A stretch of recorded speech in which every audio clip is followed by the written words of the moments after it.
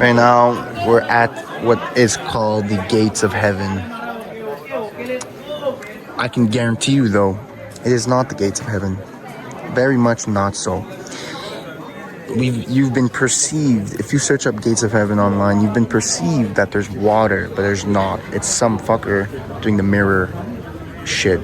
It's a scam, but we drove 3 hours to get here, so might as well wait to take a picture. But yeah, last week in Bali. Well, yeah, for both of us. Yeah, last week. We'll leave. Julian leaves on Wednesday. I leave on Thursday. So Get back to the nice setup. I'd be looking at that. And my dog. Those are the only two. sadly, I don't go back to my setup. My setup is on my computer. Setup and the dog. The family. Oh shit. The family.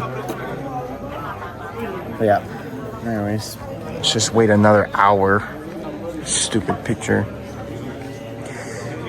This is what everyone does for the gram, bro. Bitches love the gram. Bitches love the gram. So the trip is almost coming to an end. And I wanted to bring up a lesson that I've been, speaking about to friends. A lesson that I have been learning and really trying to adopt. The mindset about surrounding myself with, the men that I'm living with in Bali currently. And, not many people know my friend group, A lot of people don't even have friends that have the same vision. And, I kind of went through that phase, and I'm truly, truly grateful and lucky enough to really say that I ended up finding, or cutting out so many people in my life and kept a few childhood friends too, because the same mindset, the same vision, the same goals, even though it's all different business models, even though it's all different methods and strategies, we can still resonate with each other and connect. And there's one thing that I've learned after living with my friends, right? Some doing better than others, right? And one is doing really, really well for himself, is reached the next level that I want to achieve for money-wise. And there's things that I've learned, right? I've also noticed this and learned this from, some guy on some black gangster, but yet he's talks like a philosopher. His name is Neural Knowledge. G. Absolute G. He was talking about how such successful people are kind of, it's going to be very hard to articulate my words, right? Because it's pretty complex. I wouldn't necessarily say selfish, but they are not selfish at all, but they are, the world moves for them. And this can be taken in a very bad way, or this can be taken in a very good way. But they have such of the mindset where it's they are not forced. They are not obliged to do anything they don't want to. Now, that doesn't mean they're selfish. That means, they help people out. They go out their way sometimes, or they may compromise or may sacrifice. But that's because they are willing to. They want to.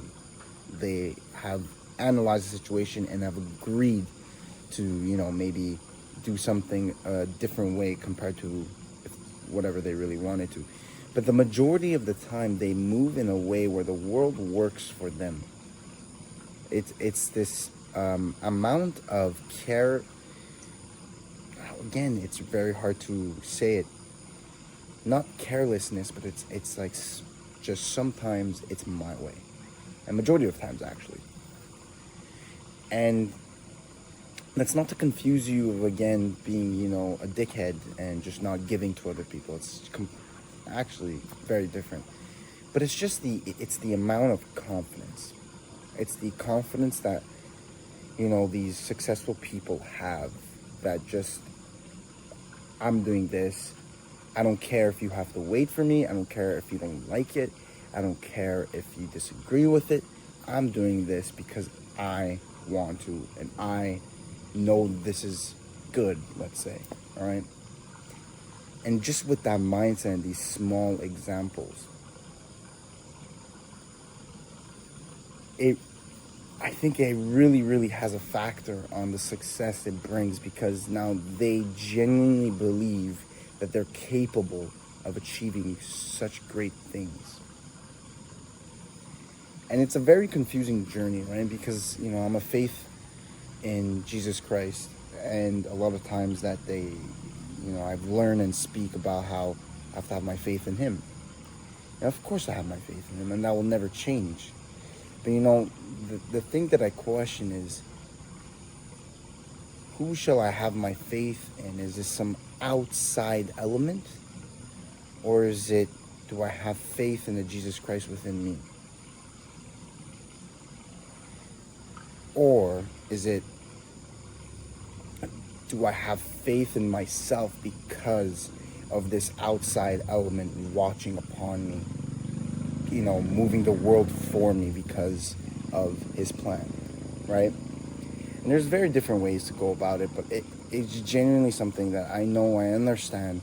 I've been in Bali for a while, and it's, right before coming to Bali, I was sharing my screen and teaching practical shit on ecom, which obviously I'm going to go back to when I get back home. But I genuinely believe these life lessons that I learned, especially while traveling, especially while taking the risk and experiencing the world, are truly more valuable than any fucking Facebook strategy, any fucking cost cap shit. I don't even know what I can even bring up as an example.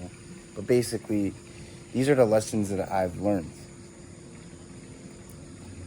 And it's very hard. It's not something tangible that you can, listen to my words and implement it right away. Heck, you probably don't even understand me and you just think I'm rambling. But I try to articulate these words for you to understand, because these are life lessons that I live. And, at the end of the day, I really just realize that I take the risk, and I travel the world, and I, do and live certain ways that maybe some men want to live. And I learned these experiences, and I genuinely just want to help you learn these experiences or teach you these experiences, besides going through trouble. Now, obviously, I do think that personal experience is the best teacher. So, but I'd like to just give my insight. I just noticed that such successful people have some type of confidence, some type of just not giving a fuck majority of the time about I can't explain it, because sometimes the way I talk out loud, it sounds like they're selfish, but they're really not. They're very giving, but they never have the mindset that they're obliged to do something. They are genuinely free in their mind. They're free in the world. They do nothing that they don't want to do. They do everything that they want to do. And I just believe that is the way to success. Alex Hormozy, who is not even a very religious person, has explained this in a Christian term really, really good. And the best way to be and live like God is to reduce the amount of time a thought becomes into action. So procrastination is technically the devil. Because why? Because God is all power. God is all knowing. Whenever he thinks, if we're gonna, obviously we don't know who he's not a human, but people picture him to be. And just for the example, whatever God thinks happens, because he's God. And for you to be as close to God as possible is to reduce the amount of time thoughts become into action, thoughts become into reality. And sometimes we have no control over that. We don't have full control, and that's why we're not God. But it's the amount of procrastination. It's the amount of times where we, feel obliged to do something, and yet we do it. We are kind of I'm not trying to sound like Andrew Tate, but we are kind of in a slave mindset, where we don't want to do something, but we do it anyways. Why? Because we don't even know. Most of the times we don't even think about why we're going to do it. We just do it because we feel obliged. But these people have such a strong tenacity, a strong, confident mindset to just do whatever the fuck they want. And that doesn't mean to be selfish. They give a lot because you want to give. I want to give. I want to help people. I want to love for people. I want to take care of people. That is giving, that is providing, and I want to do that. But I didn't want to go to school. I don't want a job. I don't want to go partying. I don't want to do certain activities. I don't want to do it. And that's what really, I believe, is one of the main factors of what procrastinated my success, is because I did all these things that I didn't want to do. Why? I have no fucking idea. Some type of brainwashed, slave-minded stupidity that I cannot explain, but genuinely a lot of people live like this, and it's just the opposite way of how you want to live.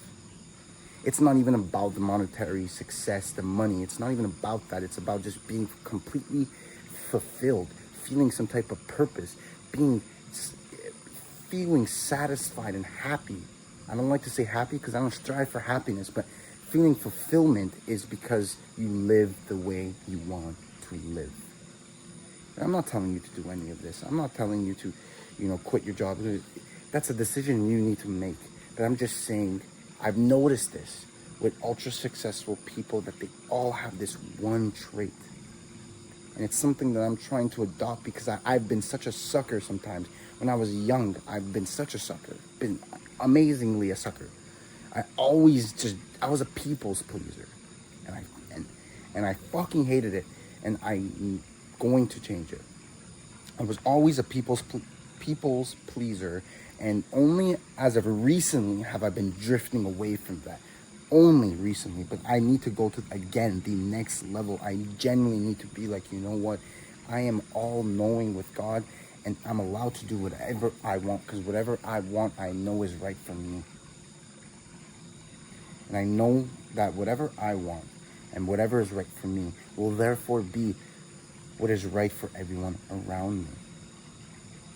Because if he's controlling, he's not going to give me something just for me some majority of the times. He's going to give me something so I can give back. That's just how I'm been programmed by God. So it's not selfish. It's not being arrogant. It's a tricky situation because some people could take this in such a wrong way and be such a dickhead with this. It's not like that at all. It's just doing things you don't want to do. Thank you for watching. Last few days in Bali. Gotta enjoy the view. But yeah, thank you for watching. I'll see you at the top.